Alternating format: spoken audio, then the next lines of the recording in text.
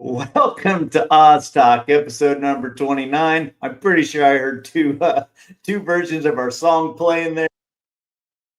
I don't know what's going on. There we go. I figured it out. I had YouTube open in the background. I was getting an echo.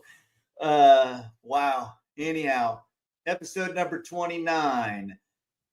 March 16th? April 16th? What month is it? Let's bring in somebody smarter than me. Ronnie. Help me out, man. We only do this. We've only done this every month for 2.5 years. You'd think maybe we'd have it figured out. Oh, there was so much going on. I had a hidden tab, and I could hear the music playing twice, and I was freaking out, and I was shutting things down. And I can confirm it is April the 16th of 2025. Even better. So, what's going on, dude? You had a big old trip I saw last weekend. Yeah, went out with the fellas for a little bachelor party in Vegas, and we acted like a bunch of idiots for a couple days, and nobody got thrown in jail. We all made it back home, so we'll call it a successful trip. Well, congratulations on getting another one married off. Yeah, man, I'm halfway home now. Yes, you are. The next one will probably be the one that hurts you the most, though. The next one, let's hope it's a while. Let's hope it's a while. What is she? She's a senior now? She's a junior, but she'll be 18 in December. Yeah, so the days are coming quicker than they're not. I have a feeling. Yeah, well, I can tell you, man. Well, she's the same age as my kid, who turned 18 at boot camp and came home for 10 days and now is gone for whenever. So we'll see how that all shakes out. So that's. Well, I saw a picture of that one. That dude came home a man from boot camp. Yeah, I joked that he was going to star in Reacher 5. So that's a big boy now. He's full grown man at this point. Yep, he's a big old dude, and he seems to already kind of like what he's doing there. So hopefully it works out well for him, because there's no turning back now. Good for him, man. Doing what never called me, but it's dudes like him that let me not have to. So exactly. Much appreciation. So, well, I think we should pay some bills and then bring our special guest in, which I know I'm excited for. So Kevin sent me this, wanted me to kind of go over a few things and let people know what's going on. Up till a couple of weeks ago, all KDGA members who are paid are entered into the system, and their points can be seen on the Kansas Disc Golf website. So go there and check that out. Make sure you're in the right division for sure. So anything that's out of whack, let me or Kevin or Mace or any of them know. So Kevin's been a real game changer on that end of things for us. It was none of our favorite thing to do. And in fact, I always refused to learn how to do any of it, and I still do, because we're in good hands with Kevin now. And then you can see that the cutoff for retroactive points is just around the corner. So once we hit that deadline, you can only earn points from that date on. So you can't get your points for all your food drives you played or any of the numerous KDJ events that we've already had. We have people with over 200 or 300 points already. I think 240 some, I think, is what I saw. So pretty crazy. And then that's also the date to change divisions if you want. So if you signed up in MA2 and you want to test the advanced field or move to MA3 or whatever you need to do, you need to let Kevin know by that date. So the other thing he wanted me to say was that the last chance qualifiers will be announced here coming up pretty soon. We kind of wait for the tournament schedule to fill up, and then we look and see which regions have an event and when that last event for the region is, and that most generally gets to be the last chance qualifier. We have some that are kind of grandfathered in. I think the roundup is generally one. And sometimes there'll be a small event that'll sneak in after the roundup, but that's most generally the last chance qualifier for for our region that we live in. So, Right. Well, I look at this. I look at this slide, and boy, that ace fund really pops out at a guy. No aces since September 14th of last year. 16 straight tournaments ace free. That's got to be a KDGA record. That's a KDGA record that I can remember. I can't remember one going that long. well, I figured that ace fund would get you amped up and ready to go. So, hey, man, all of a sudden I got to look at my calendar and see where we got some holes I might be able to fit one in. Yeah, so you'd get half of that plus the day's take. So, and plus whatever other ace funds are involved. So there's lots of tournaments that have other ace funds that are included. So yeah, that's pretty cool. I remember I think it was Brett Strait that hit a pretty big one in Beloit one year. It got really big, and I know that Ludi, I think, hit a big one also at Beloit. That could be. That would be about the time some of them ones have got high as the midsummer tournaments. You know, once we get past the early stuff, we play all the really short ones, and then all of a sudden we play. It gets windy as all get out in March and April and May, and the pot starts to grow. But I can't remember 16 in a row without one. That's a long stretch. Well, that could come to an end pretty soon because we got some tournaments coming up. Yeah, we do. We got the Central Park Open this weekend down there in Andover. Yep. Ducks Flying Disc and crew are running that. If the Ace Fund makes it through Andover, it is in jeopardy the following week. It's in real trouble in Hayesville. I don't know. Andover, there's not really any super easy aces there, and Hayesville can be a windy sucker, man. So you never know. But I almost would guarantee that Ace Fund doesn't get past Old Indian Rock because I don't think I've ever been there when there wasn't. There's always an ace there. I think the year I hit it, I split it with 5 people at the Rock. So, well, it's 4 rounds over some holes that are not there. I mean, there's some iconic holes, but there's also some really easy holes. That throw up the hill hole gets aced almost every single year. So yeah. I never got that. I got the one on top of the Rock. That one's that one's one I'll never forget. But I would almost guarantee that on May the 3rd when they play at Beloit that Ace Fund has been chopped in half.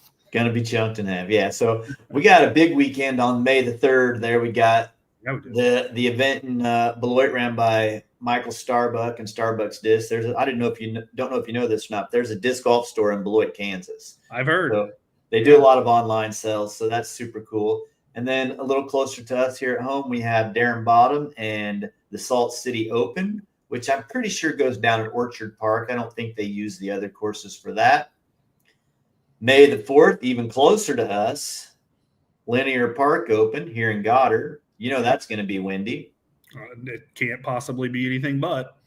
And then you have a Wild Bill double shootout down there in Abilene, ran by the Lobster, the one-time MA2 champion at the Little Apple Open.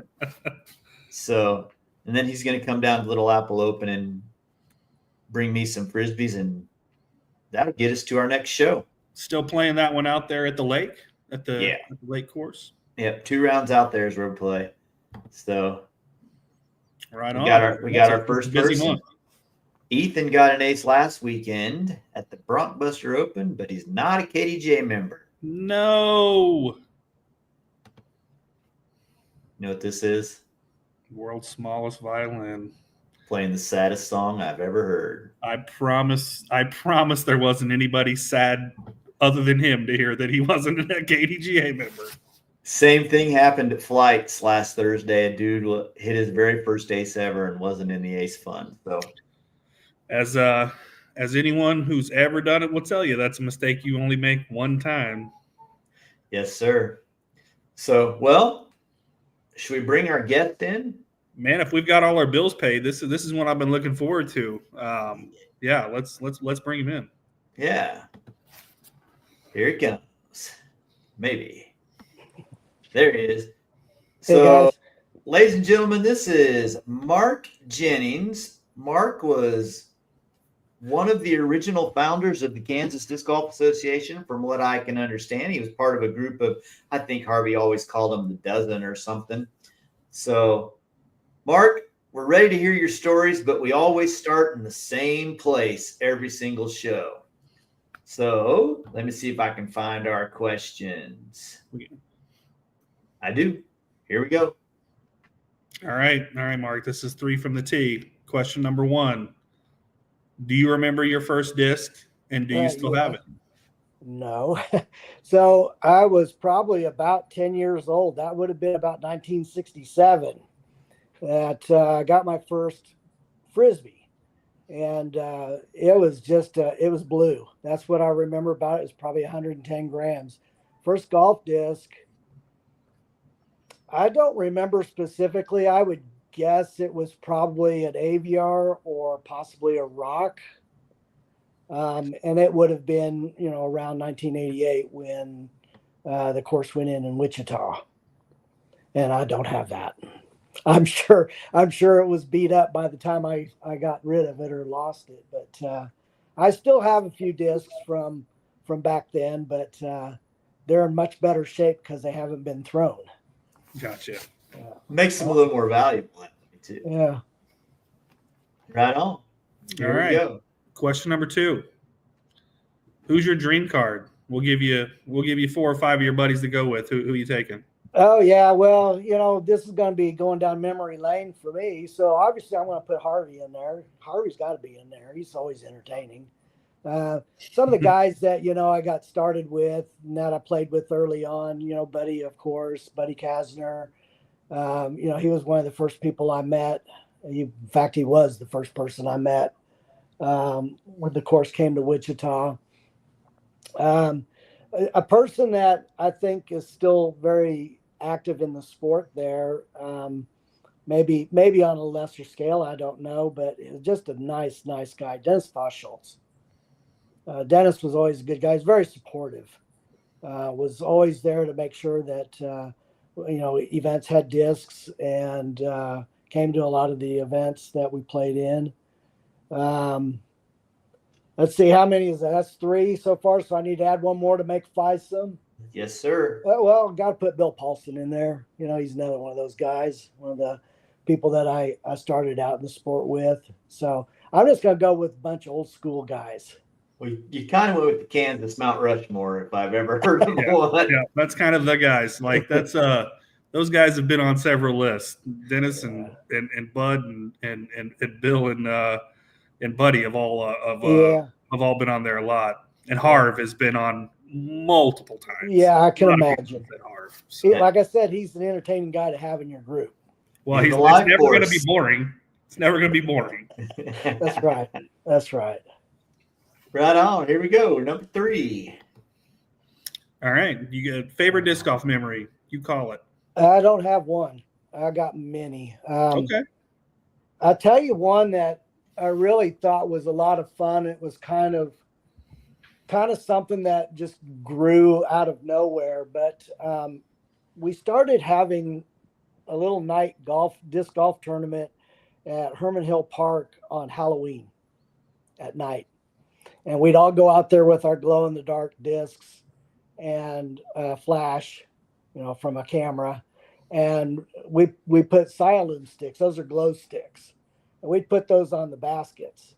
And so you could see out across the course, and you could see these glowing discs and then glowing Sialoom sticks. And then everybody just be spread out all over the course. And it was just a hoot. Everybody was just laughing and wearing Halloween costumes and running through the course. And you see the flash go off and the glowing disc and throwing those to the next hole. And that was a lot of fun. I remember that very, very well. I'm sure there's others, but that's the one that really kind of stands out. I mean, I could go into, some of the things that I'm sure Harvey's brought up before and others have brought up, when Ed Hedrick came to visit and, Ed stayed at my house. Harvey slept on my couch. Harvey was going to be as close to Ed as he possibly could be, and I don't blame him. The man was full of so many stories and so much history, and was just a legend. And I remember a bunch of us when Ed came to visit, and this was for the amateur nationals or the amateur championships that Harvey was running. Ed came out. We were going back to my house, and we all stopped for dinner, and there must have been 10 of us sitting at the table, and we just were shooting the breeze and having dinner and talking to Ed, and then Ed picks up the check. And just those moments where you get a chance to bond with other disc golfers and people in the sport that are so widely known across the entire globe, and they're sitting across the table from you, having dinner and drink with you. Shortly after I moved to Houston, I was still playing some disc golf, and the PDGA championships were being held in Beaumont, Texas, about a 2-hour drive east of Houston. And I knew Ed was going to be there, and Ed and I have shared hotel rooms at several events. And so I drove out to Beaumont, ran into Ed, and we stayed together. He said, "Come stay in my room," and so he was going to come back to Houston after the event, and I think he was flying on to Mexico City or something after that. And so I said, "Well, come stay at my house. I've got an apartment. I hadn't been living in Houston very long," and so he came and he followed me back to Houston and to my apartment. And it was a really nice evening out. And Ed likes vodka. That was his drink. And so Ed and I sat around the swimming pool at my apartment complex, drinking vodka on the rocks. And he told me the whole background to Whammo, the creation of the Whammo Frisbee, how it changed over the years. He told me so many stories that I had never heard before. And that whole conversation was so memorable to me. And many years later, this was even after Ed had passed away, a book came out. I don't know if y'all have ever read it, but it's called Flat Flip Fly Straight. I can't remember the author's name, but it's actually co-authored. Part of the book was on the history of Frisbee, and the other part was on disc collecting, collectible discs, Frisbees and such. Half of the stories that Ed had told me privately when we were sitting around having cocktails were in that book, verbatim. So it wasn't like his stories changed or that it changed into something else. He told me exactly what I ended up reading some years later, and that was very memorable to me. I wish Chris Madison was in the chat, because I'm sure he could jump in and tell us exactly who authored that book. He's Phil got a little Kennedy, museum. I think it was Phil Kennedy. That name seems to stick out. I probably have the book around here somewhere. I was not into collecting when I read that book, and I couldn't put it down. And you can still buy it. I'm sure you can still find it. But I read through the history first, and then I started reading about Pluto platters and all the different variations. Ed actually told me that Whammo used to go out and they would find people that were making knockoffs of the Whammo Frisbee, and then they would sue them. And Whammo would sue them, and then when they would win the case, part of the settlement was they got those discs. And he said that they used to bundle those discs into a package. And he says, I bet if you found one of those today, they'd be worth a fortune. But it would have, the Pluto platter and what were some of the other ones? There was a Saturn disc, and there was a whole variety of them. But Whammo was very protective of their patent, and if other people created knockoffs, they went after them. So there's just a lot of interesting stories that I heard from Ed. But I imagine lots of memories. A lot of them have faded because it's been 30 plus years, but they're still up there. I just have to kind of knock them out of the corner of my head. Well, that's pretty special to have spent that kind of time with the grandfather. So that's yeah. really... Yeah, I actually did a trip one time. It was a business trip. It started out as a business trip. I went to the West Coast and I was in Monterey, California.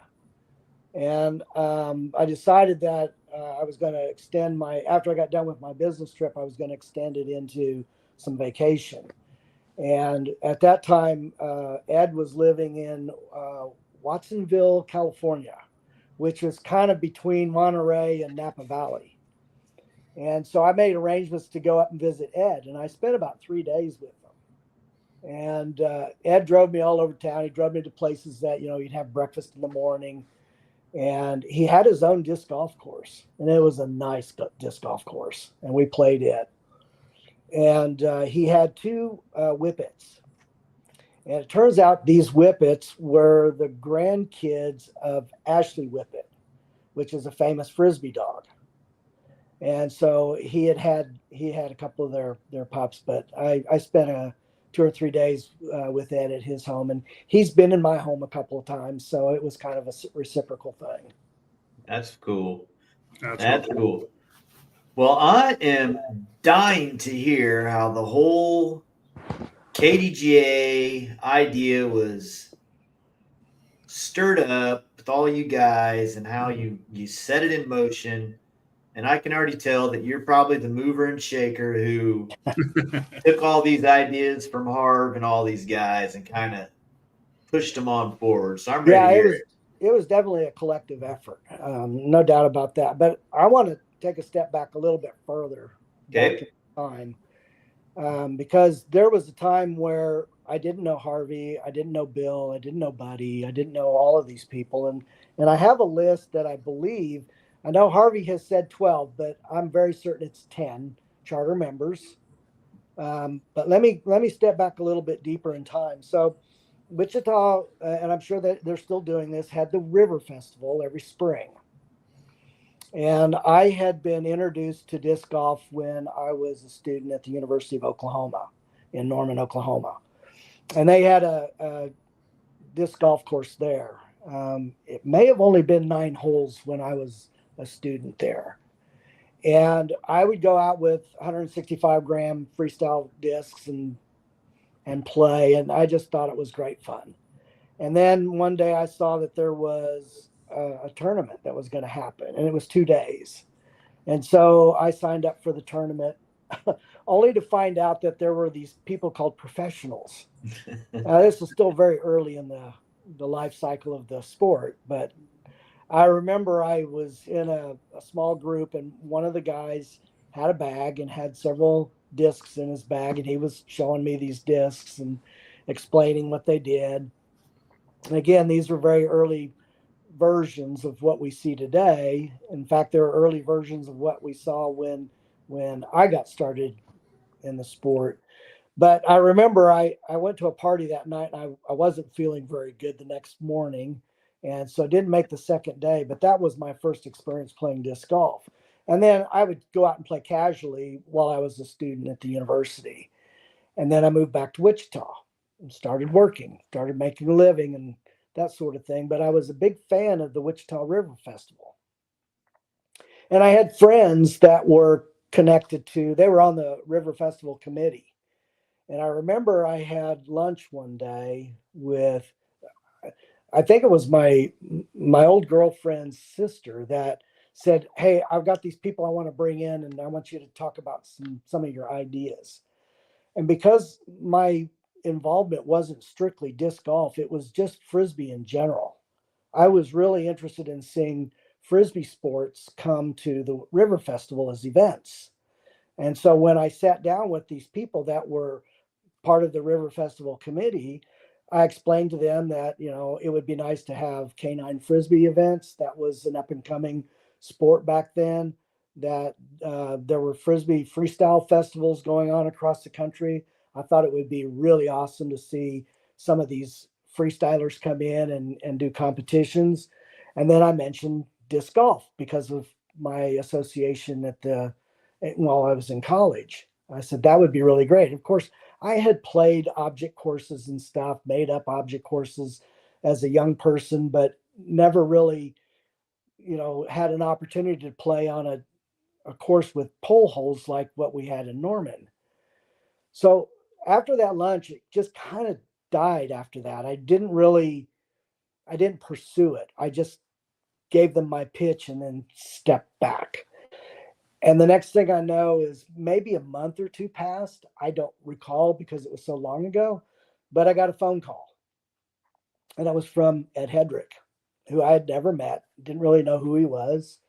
And Ed said that, yeah, the city of Wichita is gonna buy a course. And I don't think it was actually the city. I think what happened is the River Festival committee went out to find sponsors for events. And so they were talking to the franchise owner for Wendy's in Wichita. And I think they put in his mind that, if you help fund this course going in, we'll have the city put it in, and then you can get your name, Wendy's, put on all these Frisbees, and they can go out and be your advertising and such. And so when Ed called me and introduced himself to me and told me that it was coming, I said, that's great. Tell me more about it. Where's it going to be, and so forth. And all of that kind of unfolded over the next couple of months. And soon enough, I started getting phone calls from people associated with Wichita Parks. And they hired, through Ed's recommendation, Stan Korth. And Stan was from Oklahoma City. I'm sure you've probably heard his name at some point. But Stan was the person that sold discs at the courses in Oklahoma City, and he came up to Wichita and designed the course. I had nothing to do with the design. I was there most every day. Once I met Stan. He showed me how he was laying it out. I didn't really have any comment one way or the other. I was just happy it was coming. So Stan came and did his thing. He marked where the baskets were going to go, where the tee pads were going to go. And then the city came in and started building out all of this. And so I would break away from my office. I worked in downtown. They were putting it in Riverside Park, which was just a few minute drive from downtown. And at lunch, I would go out and I'd meet with, whoever was there and see where they were putting up the signs that said, here's hole number 1, and see where the baskets were. And eventually that all got put in. And up until this point, I had no clue of anybody else in the city of Wichita that, knew about disc sports or played Frisbee golf, disc golf. So it was shortly after that I went out to the course, and I remember seeing someone from across the course kind of stretching and warming up, and that was Buddy. And that's when I met Buddy Kasner. So up until that point, it was very serendipitous that a formal disc golf pole hole course was put into a Wichita Park. So it was probably, I have no idea time-wise how long after, maybe a month, maybe 2 months, word started getting out. I'm sure Bill Paulson found out and spread the word to people that he knew that were interested in the sport. But it seems to me, and I think maybe sometime you guys should have a roundtable conversation with some of the people like myself and Harvey and Bill and Buddy, and because we all probably have a little bit different version and need a little help understanding, remembering, the specifics. But as I recall, Harvey came up with several people. I believe Dave Richardson was there, Jeff Priest was there, Bill Paulson was there, Buddy was there, I was there. There's another individual that I think a lot of people had forgotten about. He was there in the beginning, but kind of faded off after a while. His name was Steve Bevan. I believe he was there. These people all got together and we all played disc golf. And I think there were a few more people, and this is where my memory is a little bit fuzzy, but I also think because these people all became charter members. We decided at that event, at that gathering, and this was probably Harvey's idea, that he wanted to have a Kansas Disc Golf Association. So there's 10 of us. And so let's all kick in $10 and let's start a bank account. and we can use that as seed money to start the organization. And I think I took on opening up the checking account, back then. And but I think the additional ones that I may have left out, possibly Dave Stubbs from McPherson, Bob Hergert. Itching Bob. Yeah, yeah. And I believe Floyd Stone. So those are the ones that come to my mind. Now, other people may have a different variation, but one thing I'm quite positive of, it was 10. It was $100 that we opened up the account with, and that was our seed money. We used that money to, I think, once the KDGA was officially formed, we were offering memberships. I'm going to guess they were probably $20 to join, and with that $20, you got a T-shirt and a KDGA disc. Chris, you're smiling. Is that still what y'all are doing? $30 is what we charge $30 now. now? And they get a disc and a shirt. And yeah. Well, we wanted everybody to get value, and there were people that were coming into the sport that didn't know anything about it. And I think that's kind of where I came from with my involvement in the sport. I was not a talented disc golfer by any means. I loved to play, and I loved playing with the guys that I played with. I think they were all tons of fun. But I knew there were other people out there that were not yet disc golfers that were going to need a way to be introduced to the sport. So you give them a T-shirt, just like the one I'm wearing. You give them a disc, and they're getting something for their money. And then they're being introduced to an organization that will give them a path to learning the sport and becoming more involved, whether it's at a family level, a recreational level, or at a professional level. So that's kind of the early ongoings. What brought the hardware to Wichita? It wasn't really me doing anything other than having a conversation with people who were connected to the Wichita River Festival. Once it got beyond that, I don't even know that Wendy's ever sponsored a River Festival event. They did sponsor some events that were advertised through local radio stations.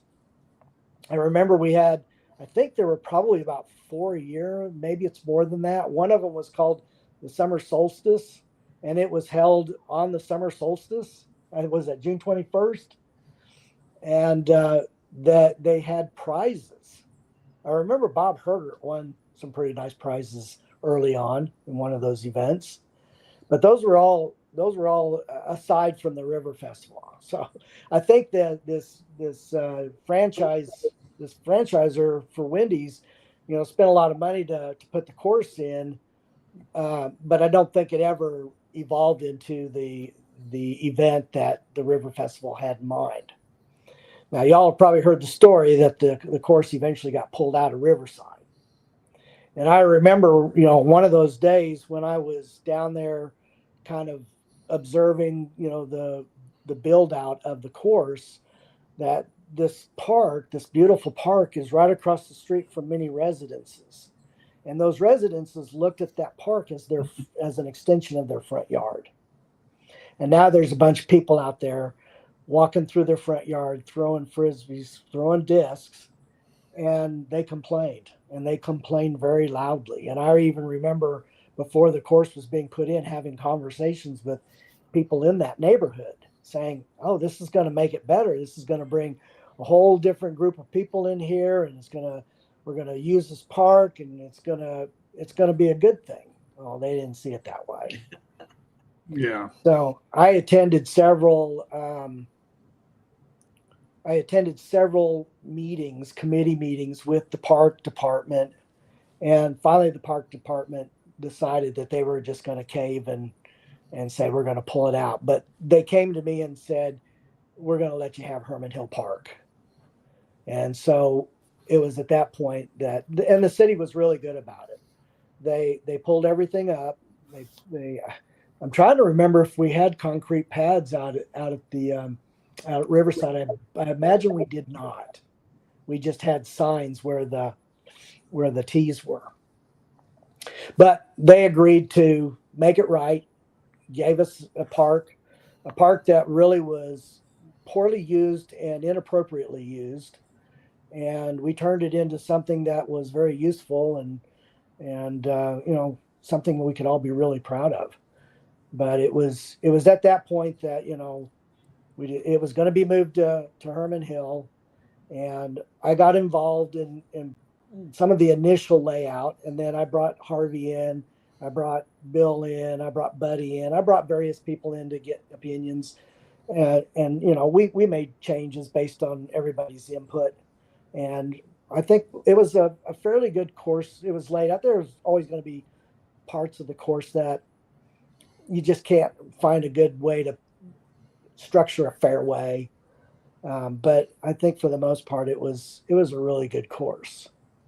So that's the early stages of forming the KDGA. As I recall it, it was a bunch of guys from Winfield came up to Wichita, and we all got together and played a round of disc golf. And afterwards, it was discussed we need to have an organization. And so we started.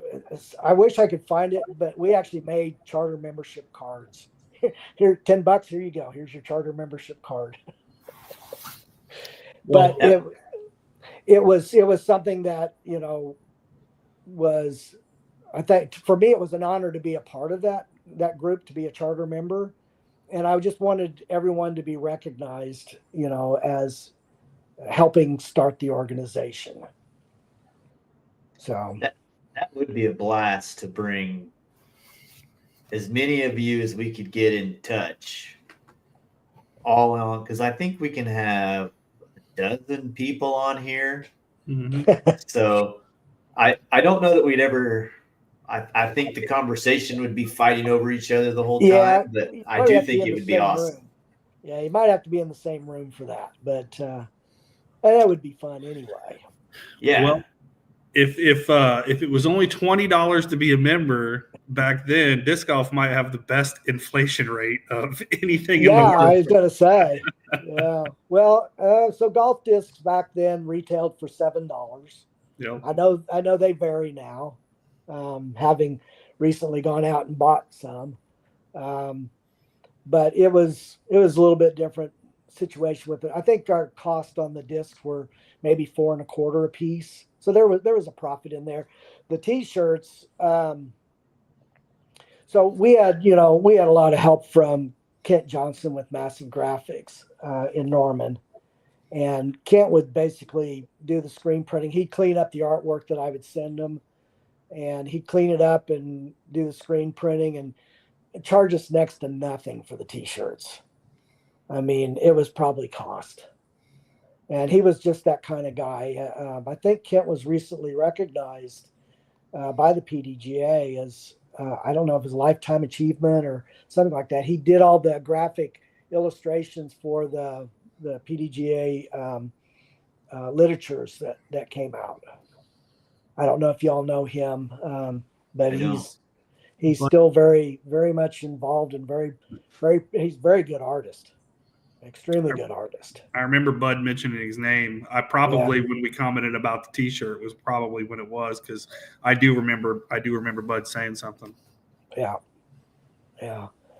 But it's a really storied history. I mean, over the years, I would, even though I left Wichita in roughly '94, I would from time to time go out on the internet and start seeing, KDGA was still around and, what was going on with it. And I ran into times when there were, forums and on the websites to up till recently, with Facebook having a Facebook group for Kansas Disc Golf Association. And I was just so pleased to see that, it lived on, that it didn't go to the wayside, and that it's still serving the same purpose that we all started out, wanting when we met in 1988 and said, let's start this thing.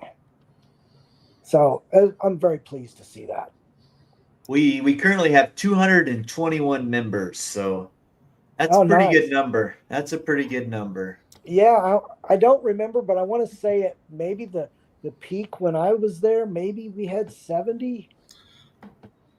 But a lot of that, I think, was fueled more by the advent of the Oz tour. And that's probably the next thing that I can shed some light on. Again, I think this was a concept that probably was born out of Harvey's mind, but it just grew from multiple people, promoting this idea. And I think that I don't remember the exact numbers, but there were probably only 8 events that first year. And the idea, at least as far as I was concerned, was not just to have disc golf tournaments, but to also have an opportunity to introduce disc golf to new communities that didn't even have a disc golf course. I remember when I think Parsons was one of the first tournaments that we did that was on the Oz Tour that didn't have a disc golf course. And I'm sure Harvey and people in Wichita just grabbed whatever pole holes they could and just took them to the park and set them up. So we were introducing to these communities this sport, and it happened that way in a lot of places. So I have a few things to show. So I found this. This is not my artwork. I think Bill Paulson may have done this one. Now, these are not dated, and I apologize for the reflection on there. These are not dated, but this had to have been the first one. That's the only thing I can come up with. And you might need to check with Bill and see if I'm telling a lie about him or if this was his artwork. But this was the what I believe was the first year. Then I got several of these. So this is my artwork. So this was you can see the stars on here, and those are the locations of whatever year this was. Again, I didn't put the year on there, and that in hindsight that would have been nice to have. But that's what the events were. You can find, on here, you can see Hayes is in there. You can see Wichita, Winfield. This one down here is probably Parsons. I don't know. I think, maybe up here, this one's probably Hayes. But you'll also notice I took this graphic image of a pole hole and I put it around all these positions, and each one, in fact, each one says the name of the city, starting with Wichita at the top. And then we go to Kansas City, Hayes, Lindsborg, Hutchinson, Harrington, Parsons, Salina, and Winfield. Oh, and then Topeka. So if you'll notice in the graphics, there's a Frisbee here, and each going around in the circle, it's getting closer and closer into the chain until it's just one of the ideas that I had. But in contrast,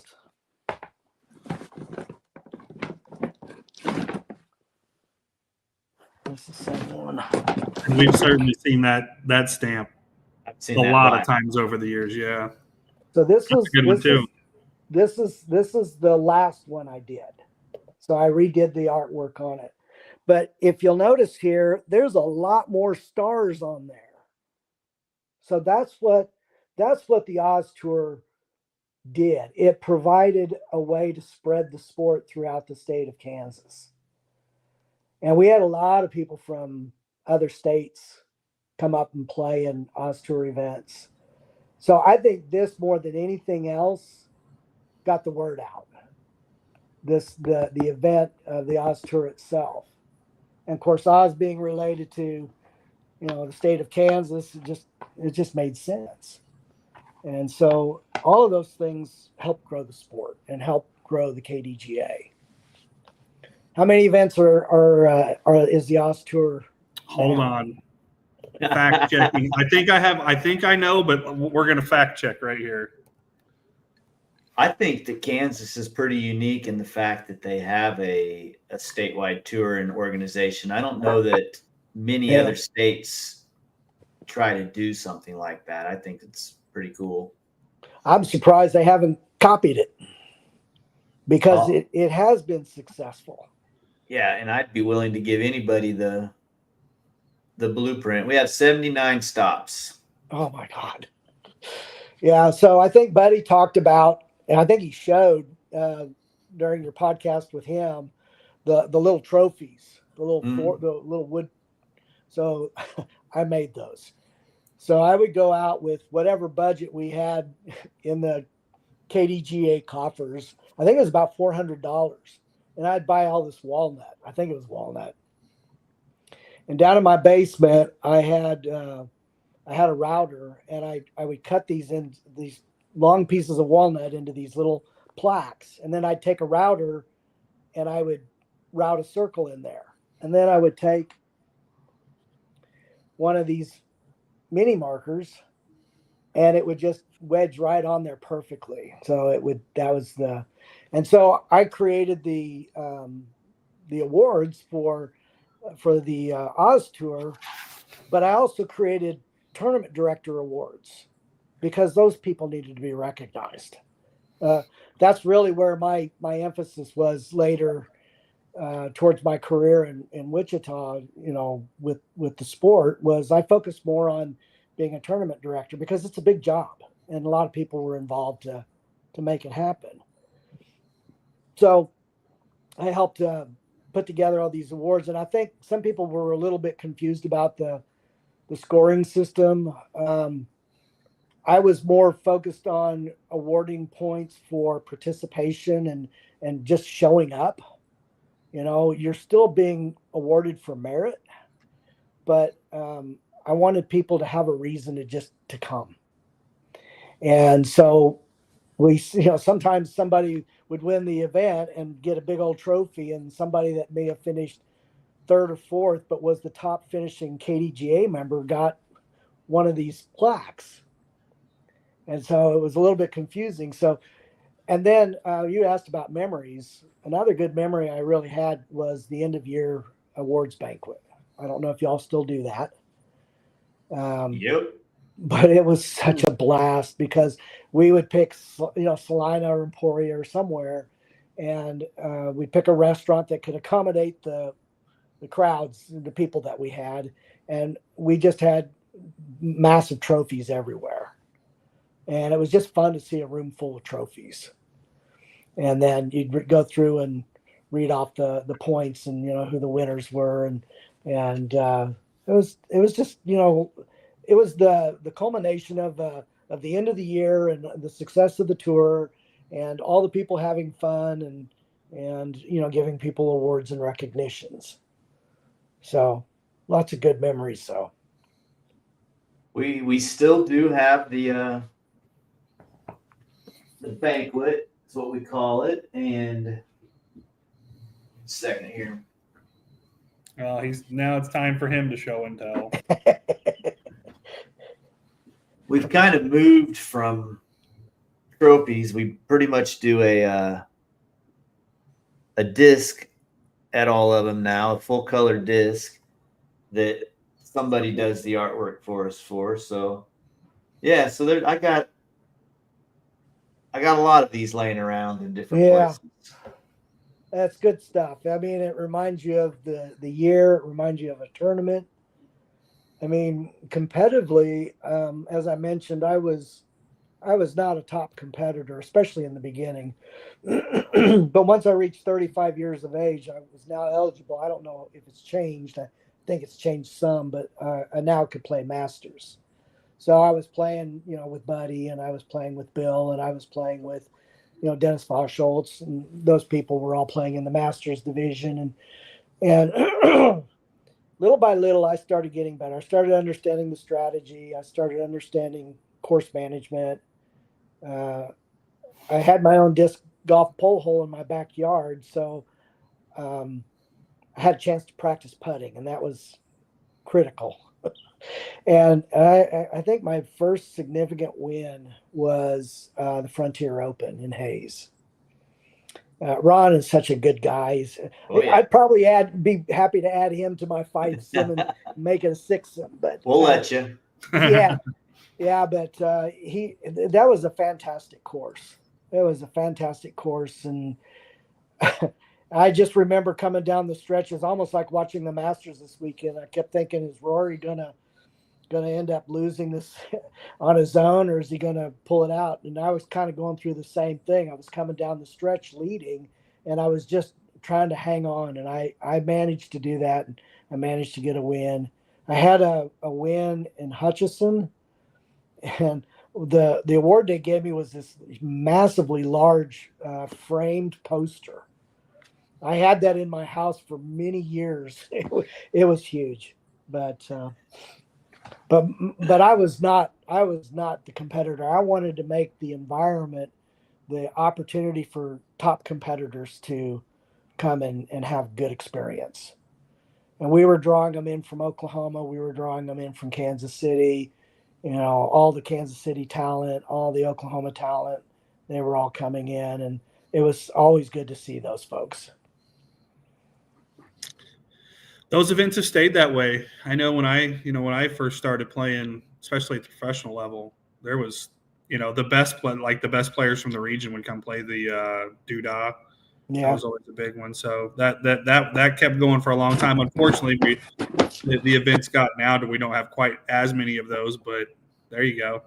That's a good one. Yeah, this was 94. This was probably the last year I ran it.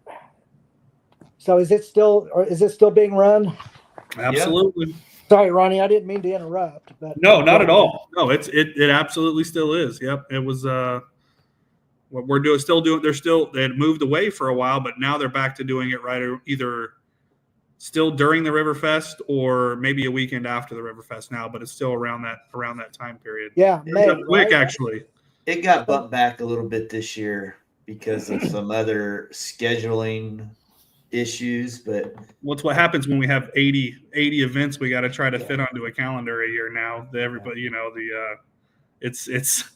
it's quite a scramble to try to fill the calendar out, so that doesn't surprise me. Yeah. Well, so that started out as my event. That was the one I ran. I gave it the name. A lot of people didn't understand where Doodah came from, but you had to be my age to understand that. I don't know. Do you guys understand what Doodah is? Is it the call? I've heard it's the call for the airport at some point. Somebody's told me that. No, so there was a Wichita radio station. Was it The Rock? They referred to Wichita as Doodah. Doodah, America. Yeah. So anybody that's my age, all you have to do is just say, well, what's happening in Doodah? And they know exactly what you're talking about. That's just what we called it in the 70s. So when it came around, and I was just always calling everything Wichita Doodah. But I remember one year, I don't remember who made it or where it came from. Someone had a big orange parachute. And we took the parachute fabric, it was orange, and we converted those into these great big flags. I mean, they were really big. And then we put poles on top of the pole hole. And so all over the course were these great big orange flags like you'd find on a golf course, and they're just waving in the wind. And I think the next year the artwork had an image of one of the flags on it.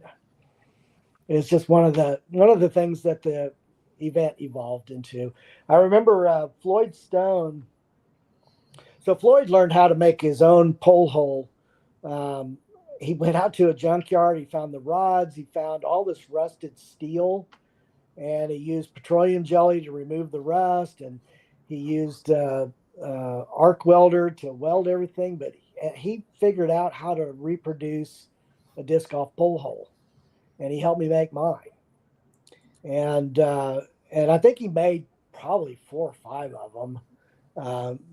Some of them were used to be taken to some of these locations that either needed to have an 18 hole filled out or have a course all of any kind put in.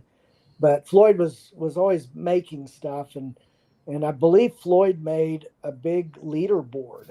It was just a board where we would put all these acrylic plates with names on it, the players' names, and so you could do all your groupings, and it was very useful. It really made managing the event a lot easier.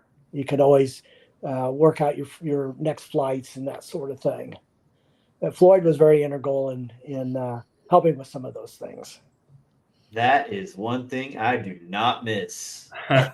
You just push a button now and it just whoop, does it all. Yeah, well, I'm a computer guy. I had a very early version of it was like the size of a sewing machine, and it was a portable computer, and I had Excel on it, and so I'd throw all that stuff in there, and get all that. But having the big leaderboard out in the clubhouse, it saved me from having to answer a bunch of questions. What hole am I on? Yeah. Where am I on this? What group am I in? Yeah. Where am I? So when the first person brought that score point out, that was pretty revolutionary. When that's been 20 years ago, Well, it's the same thing he's talking. Well, yeah, I know. It's what you're talking about, but it's just all paper. So, but they made it where you could. That's cool. I don't miss those days. Hey, help me add up scores at lunch. Oh, yeah. Double check these cards. Yeah. But at the end of the tournament, everybody's, happy and having fun. And, a lot of times while you're tallying up the scores and figuring out the prizes and stuff like that, there's a group of people out there, co-oping on some freestyle and stuff, and just, interfacing with each other, and it makes it a lot of fun. That's something that sadly has kind of left disc golf. Really? Today, when the tournament is over, if dudes aren't in the money or getting cash, generally they're gone. See ya. Yeah. I will come home from running a tournament and I'll have a handful of vouchers from people who cashed but just left, and everything is pick your payout now, and there's no more here's a bag of what you got, and if you don't like it, trade with these other people. Yeah. Well, I kind of had some difficulties with reward systems in disc golf in the early days, because a lot of people that were playing in the amateur division, they were getting big stacks of plastic, and the people that played in the pro divisions, they were getting cash. Sometimes they'd get a little bit of plastic with it, but it seemed like people were starting to realize that if they sandbagged and played down, that they could get a lot more plastic than the little pile of cash they might get if they were playing an open. So I always tried and structured it so that there was incentive to move up. Some people didn't like it. Some people saw the value to it. But the idea is you should be playing up to your level. And you won't get better until you start playing people that, you need to try and beat. But you try and make the reward system so that it encourages that you play up. Wow. And we saw that happen, but we saw people that, played in the amateur division, and then, well, I only got, Frisbees, that sucks. Well, play an open and get cash. Yeah, it's all the same. That is all the exact same. Nothing's changed. But you know what has changed? Just what you were talking about. We're not all of us still there having a beverage or whatever after the tournament, sitting on our chairs and rooting on the people who cashed and hollering for the homeboys and stuff like that. Yeah. But by the same token, what's not happening is we're not getting razzed for being the guy who's won in amateur 11 tournaments in a row and getting told to move up and that kind of stuff. So that went away with it. Yeah. But it's all part of the evolution of the sport, and we learn as we go through. And so after I left Wichita, I moved to Texas. I originally went to San Antonio, and I hooked up with some people that were disc golfers there. They didn't have a course there.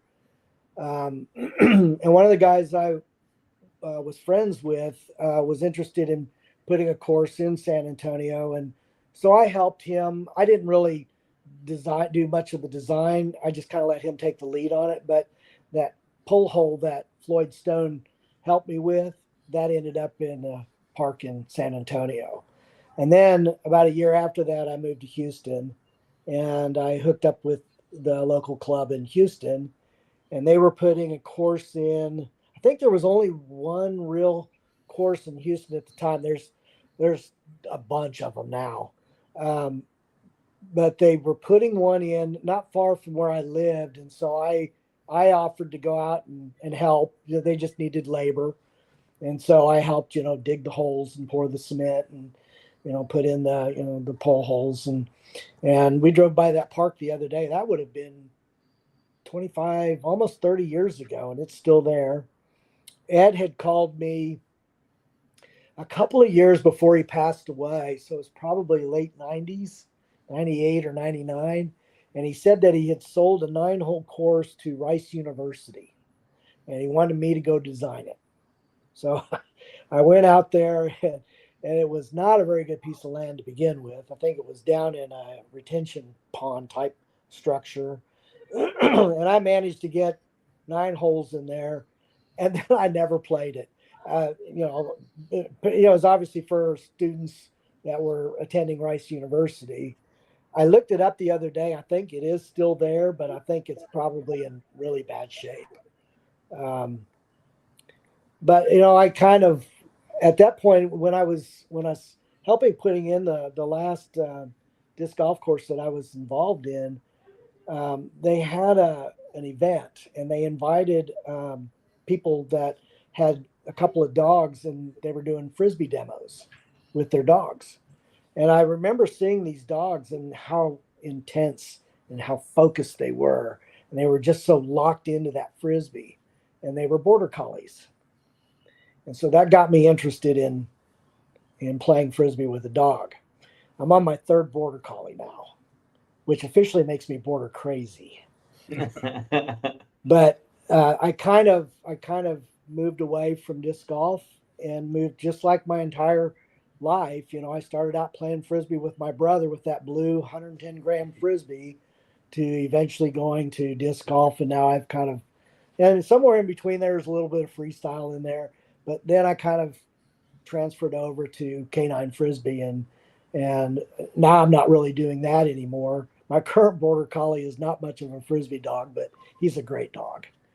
But I had the opportunity I was in 6 different Purina Incredible Dog Challenges. I did a NFL Europe football game many years ago in Germany with my dog. And recently, I every year I go to Chattanooga, Tennessee, and judge the Skyhounds Canine World Championships. So that's my Frisbee fix these days. Recently retired. The community I live in has its own private disc golf course. Some of it's nice, some of it's pretty ugly and mean. We'll see what happens. I got some discs a couple of years ago, went out and played it, but but I got time on my hands now. I may get myself back into the sport. I think you should. Yeah. I think you should. So let me see what else I got here. So this one was broken, but this one's for Harvey. He's probably got hundreds of these. This is the Amateur World disc. What was it, 1990? August 10th, 11th, and 12th. I just dug that out today and realized it was cracked. I showed you the doodah open. Yes, you did.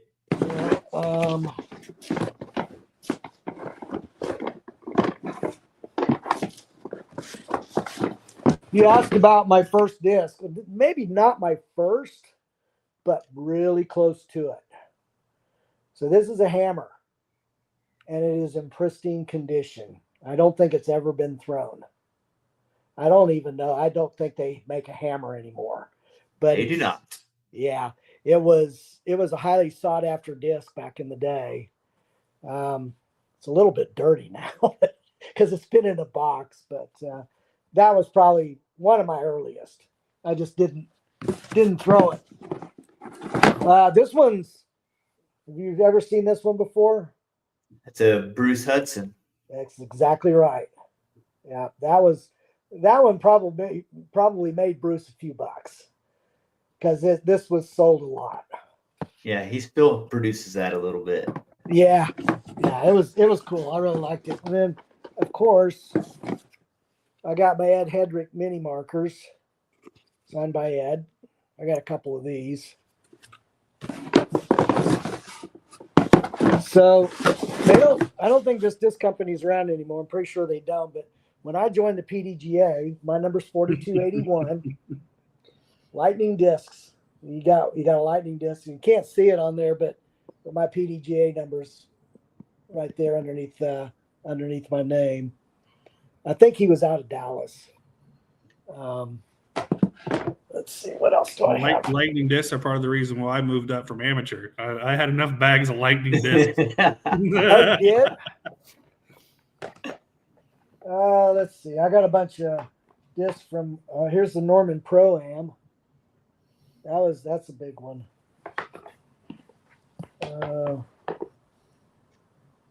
So after Harvey started, really did the retooling of the amateur championships after, his disastrous experience as a competitor. I did get involved with, I was actually the amateur, what was my title? I was the chairman of the PDGA amateur committee. This was my business card. Again, my artwork. And so I was helping to kind of provide some structure around, future events that would occur. And so I went to one, I believe it was in Detroit. And then I went to another one in Indianapolis, and I got to hang out with Ed at that one also. And so some of these are from some of the other amateur world championships that I attended in an official capacity. It's 1992. I've seen that one too. Yeah. This one was Indianapolis in July. Let's see what else I got here.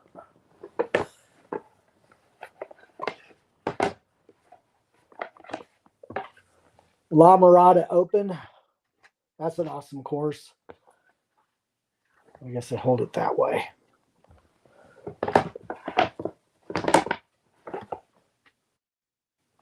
Well, you might not know, Mark, but what you did all those years ago, now there is 27 hole courses within about 15 minutes of downtown Wichita. Wow. Yeah, so like Mays and Park City and all those places, Derby. A lot of those places have multiples. We still have the main 4 or 5 city parks that have, but I mean, I can think of at least 4 schools that have a course. Actually, might even be 5 in the local area. And there's courses, public, private, pay to play. I mean, within 15, 20 minutes in downtown Wichita, you have your choice of either 26 or 27 different disc golf courses. So I know that after Ed passed, the Disc Golf Association was, I think, handed down to his son, maybe Ken, and then to someone else. Is DGA still around? DGA is still going. Yep. Yeah. And then who else is making baskets? Innova's making them.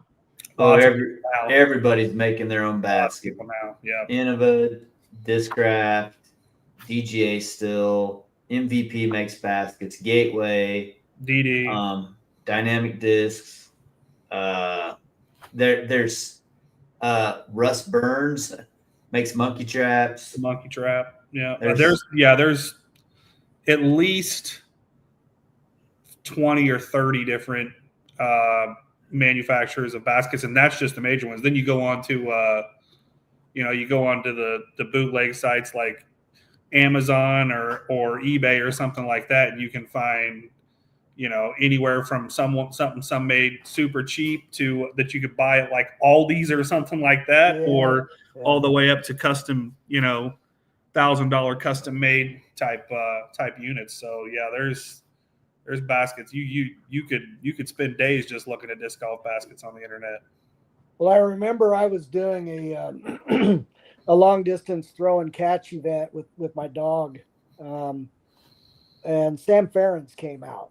I don't know if y'all know Sam. He won the PDGA championship when he was 16, and of course Sam works for Innova and Hero, and Sam sent me one of these collapsible pole holes. I think it's made out of a fabric. Mm-hmm. It was really nice of him. He sent it to me. This basket back here, Ed gave that to me. It's a little miniature basket.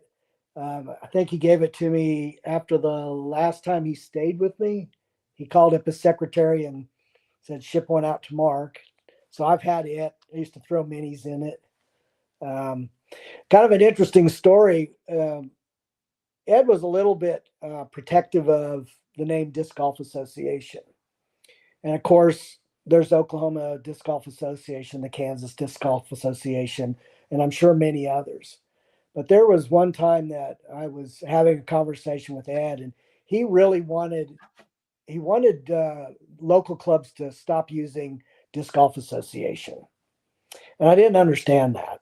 I just couldn't understand why he felt like he had ownership of those three words. And I talked to him about it. He says, I really would like for you to change the name of your club. And I said, well, it's not going to happen.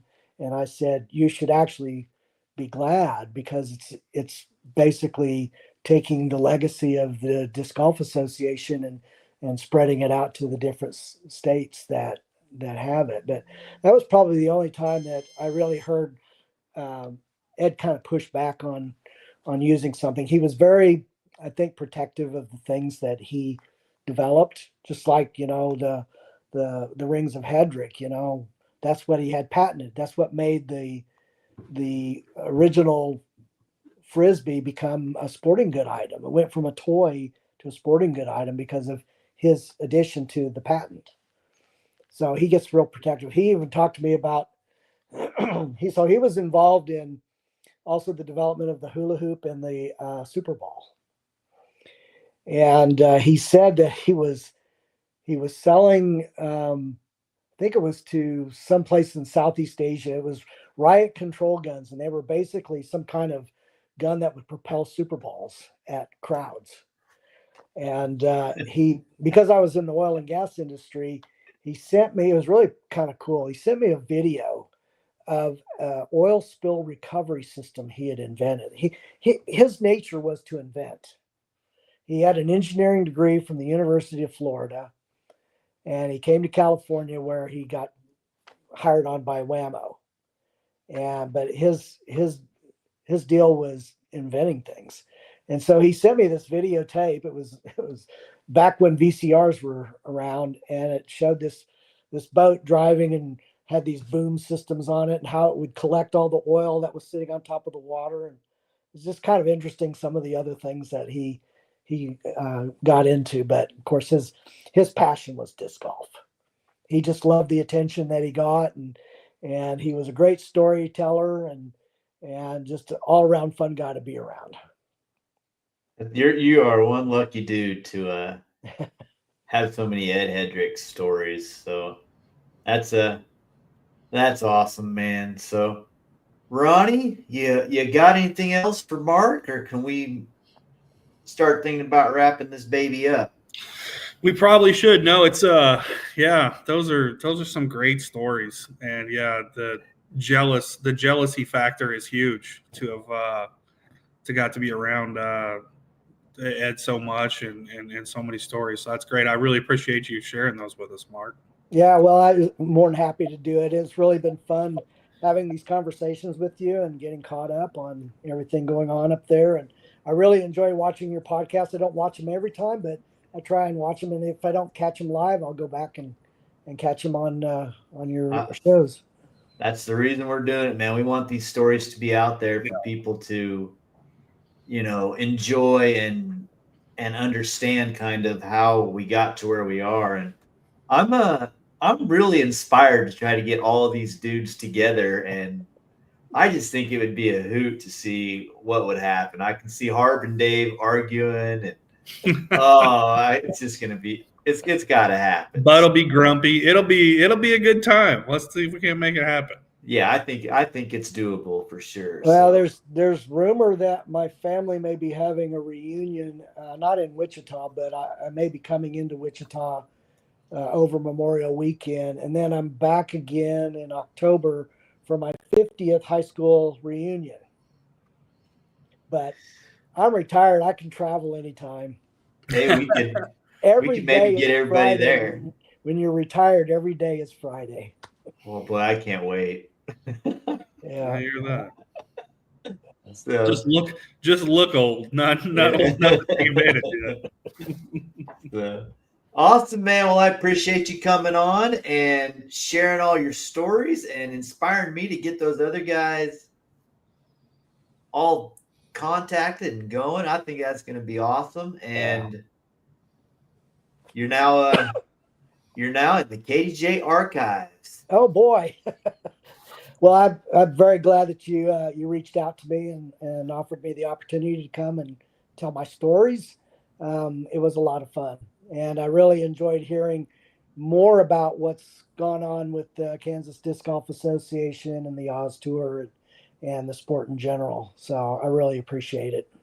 Just keep lurking on those Facebook pages, and you'll be up to date as any of us. Yeah. So. Yeah. No, thank you, Mark. This is all because of what you guys did, almost 40 years ago. So we have all of us to thank you. So appreciate it. Absolutely. My pleasure. Yeah. Absolutely. So right on, Mark. It was nice meeting you. Somebody's got a phone call. Yeah, it's beeping. I'm a very musical person. Gotcha. I'm going to kick you off the stage, and Ronnie and I are going to close the show down. So once Good again, meeting you, Mark. Appreciate thank it. you. All right. Well, that wasn't any fun. I want to meet Ed. I wanted to have met Ed. Man. Oh, my so gosh. jealous. So jealous. Dude, this is the 29th time that I think I've just sat here for an hour and just we can't think of anything else I'd rather do than just listen to these stories and just try to understand how this whole thing just started. It's just great. Yeah, we say it every week. We say it every month. We're fortunate to be the ones that are getting to do this. So, and I think the KDGA Knights of the Round Table probably has to happen because we wouldn't have to say a word.